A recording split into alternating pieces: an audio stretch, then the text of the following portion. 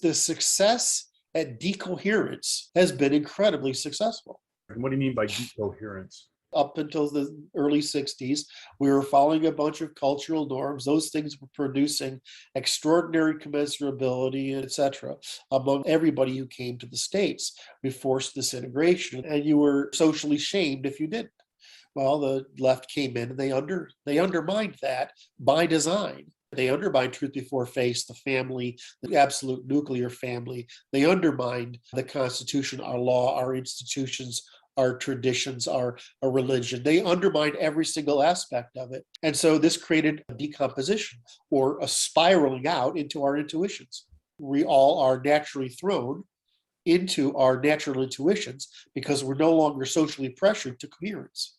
We've decohered the production of agency by the undermining the institutions of culture of production, the institution of culture of production, which produced agency, which essentially created a society. Even though it had a hierarchy, you got respect for doing your duty. We all benefit from that. What they said is instead, you could each individually benefit if you abandon that.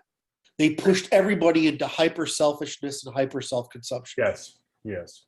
And so what this did is force us to follow our instincts, which are not coherent. They're decoherent. They're a distribution, and their distribution is decapitalizing by hyper-consuming. Whereas what we were doing before was we were capitalizing by producing an agency at the cost of consumption.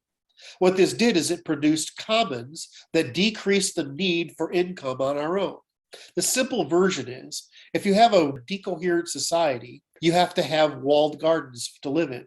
So if you go around the world, the places that aren't Northern European, they have fenced in houses and fenced in yards, and they have walls around everything because anything that isn't nailed down gets stolen.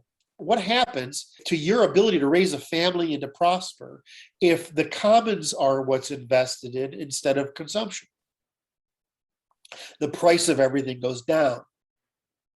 So what European tradition does is says you pay this intellectual, psychological, emotional, this behavioral cost of coherence into this system of producing agency. And what you get in turn is really low cost of existence. In other words, you're not defending yourself with 80% of your resources. Then what happens, of course, trust and cooperative velocity and then monetary velocity, those things increase, and so prices go down. Costs go down. So the trick is, which cost do you want to pay?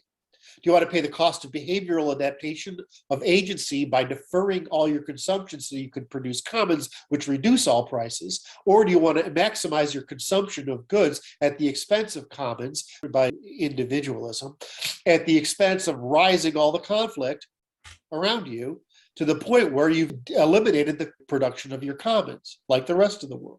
It's just a simple equilibrium. You either pay the cost of adaptation or you don't.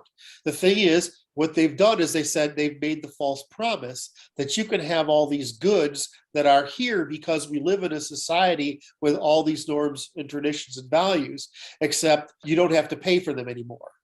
That's the false promise.